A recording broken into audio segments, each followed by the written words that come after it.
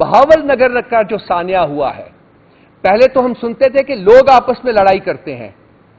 آج پاکستان کے دو انسٹیٹیوشنز جو ہیں وہ اپنے ایک دوسرے کے ساتھ برسر پیکار ہیں. کسی ایک فوجی جیسیو کے گھر میں پولیس نے پولیس گردی کی جس کے وہ عادی ہو چکے ہوئے ہیں. ہمارے سینکڑوں ورکرز ایکٹیوسٹ جو ہیں ان کے گھروں میں ان کی چادر اور چاردیواری کا تقدس پامال کیا گیا. ان کو کڈنیپ کر کے تھانوں میں رکھا گیا، ان کو ٹارچر کیا گیا، ان کو ایجنسیز کے حوالے کیا گیا، وہاں ان کو ٹارچر کیا گیا. فورسبلی ان کی لائلٹیز، پولیٹیکل لائلٹیز کنورٹ کروائی گئیں، چینج کروائی گئیں.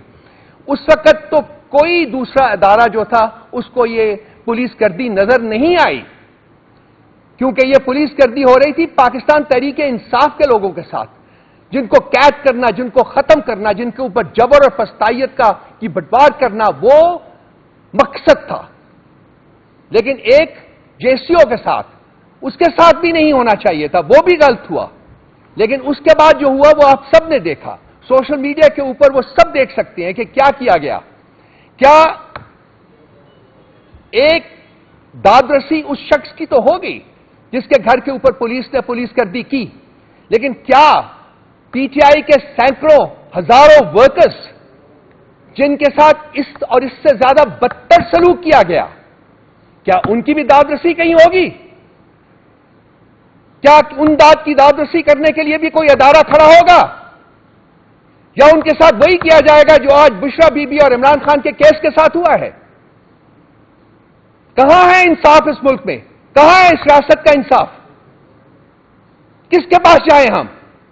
کس کی دہائی دیں؟ کب تک چلائیں گے یہ نظام اس طرح؟ کون بینیفٹ کر رہا ہے اس نظام کے اس طرح سے چلنے سے؟ کیا پاکستان کے عوام بینیفٹ کر رہے ہیں؟ اس کو ختم ہونا ہوگا.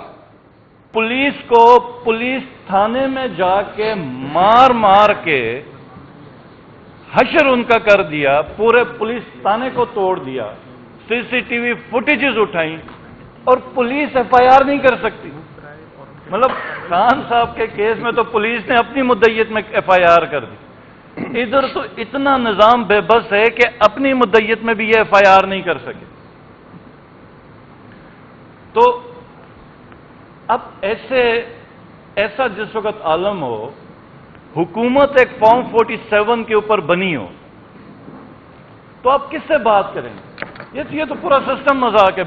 میں عمر ایوب صاحب کو اور رؤوف حسن صاحب کو اکثر میں اب کہتا رہتا ہوں کہ ہمیں پارلیمنٹ میں کچھ کامیڈینز بھیجنے چاہیے، کیونکہ ان لوگوں کے ساتھ ہم تو آرگو ہی نہیں کر سکتے، کوئی ڈائلاگ ہی نہیں ہو سکتا.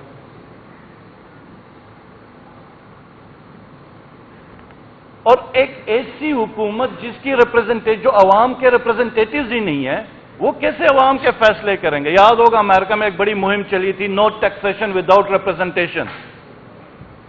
جی بی میں بھی آج ٹیکس کا ایک بہت بڑا ایشو ہے، وہ یہی کہتے ہیں کہ نو ٹیکسیشن وداؤٹ ریپرزنٹیشن، کہ آپ ہم سے فائنینشیل، آپ ہمارے سے کٹوتیاں کریں، چیزیں کلیکٹ کریں. آپ کیسے کر سکتے ہیں کہ جبکہ ہم اس فورم میں ہیں ہی نہیں؟ تو میرا یہ سوال ہوگا کہ اب تو پوری یہ جو پارلیمنٹ بنی ہے اس میں کس کی ریپرزنٹیشن ہے؟ یہ جو حکومت ہے یہ تو پورا ایک نظام ہی مذاق بن گیا ہوا. میں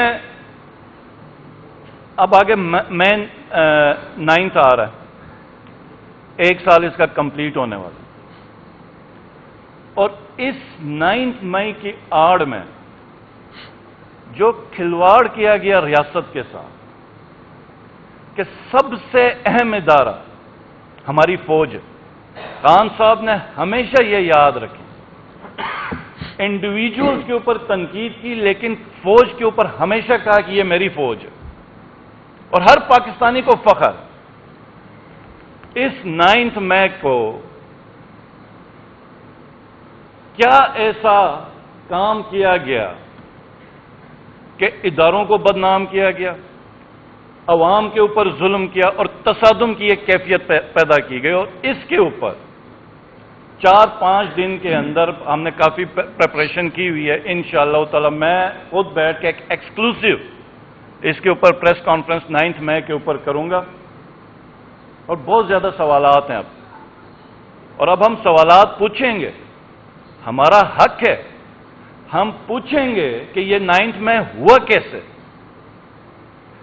جس شہر میں 25 سے 30 ہزار کی پولیس ہے، رینجرز ہیں، 2 ڈویژن کی آرمی ہے، وہ جو گیریزن کی سیکیورٹی ہے، کور کمانڈر ہاؤس کی اپنی سیکیورٹی ہے، 2 سے 3 گھنٹے میں لگے لبرٹی چوک سے لوگ ادھر آئے، اور جو کور کمانڈر ہاؤس کے باہر کی فوٹیجز ہیں 500 سے اوپر لوگ نہیں ہیں۔ کدھر گئی تھی پولیس؟ کدھر گئی ساری سیکیورٹی؟ کیا ایسا معاملہ ہوا تھا؟ 9 مئی کے دن صرف ایک علاقہ تھا جس کے اندر پی ٹی آئی کی حکومت تھی، وہ تھی گلگت بلتستان۔ میں چیف منسٹر تھا، پی ٹی آئی کی حکومت تھی، مجھے ہاؤس ارسٹ کیا گیا، لیکن ایک گملہ نہیں ٹوٹا گلگت بلتستان میں جہاں پہ پاکستان تحریک انصاف کی حکومت تھی۔ تو کیا ایسی وجہ ہوئی کہ پوری پی ٹی آئی زور لگا کے ریلی نہیں کر سکتی، بندے مار دیے جاتے ہیں پی ٹی آئی کے؟ تو 9 مئی میں ایسا کیا ہوا تھا؟ تو یہ انشاءاللہ تعالی ہم 5-6 دنوں کے اندر ایک پریس کانفرنس کریں گے 9 مئی کے اوپر، اور ایکچوئل حقائق ہم لا کے رکھیں گے اور سوالات بھی ہم پوچھیں گے۔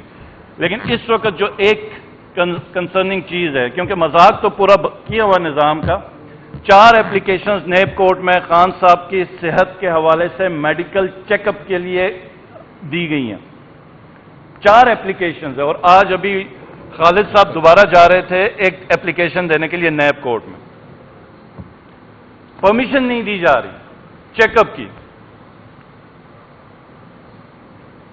بی بی صاحبہ ان کی انڈوسکوپی ہونی ہے،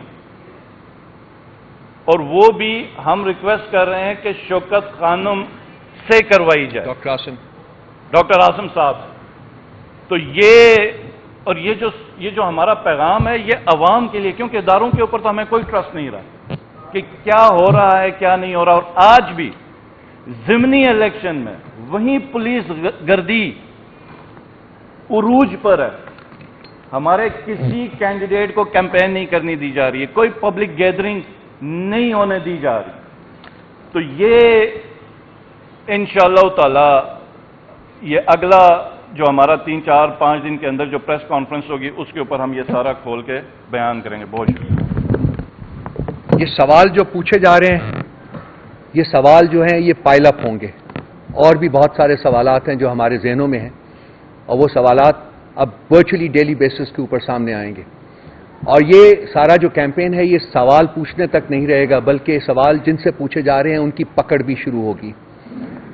یہ عوام کا ایک سیلاب جو ہے وہ دیکھ رہا ہوں میں، not in the very distant future but in the very near future, یہ لوگ نکلیں گے، کیونکہ ملک میں جو نظام اس وقت لاگو کیا گیا ہے، جس نظام کو چلایا جا رہا ہے، اس نظام سے حکومتیں، اس نظام سے مملکتیں آگے نہیں بڑھتی ہیں، نہیں بڑھ سکتی، ایک ریگریس کرتی ہیں، ایک ریگریشن جو ہے وہ طاری ہے یہاں، اور ایک طبقہ جو ہے جو کہ اپنی جرائم کی وجہ سے ملک کے اوپر براجمان ہے، ملک کے اوپر قبضہ کیا ہوا ہے انہوں نے، وہ اپنا سٹینگل ہولڈ جو ہے وہ اور ٹائٹن کرنے کی کوشش کر رہے ہیں۔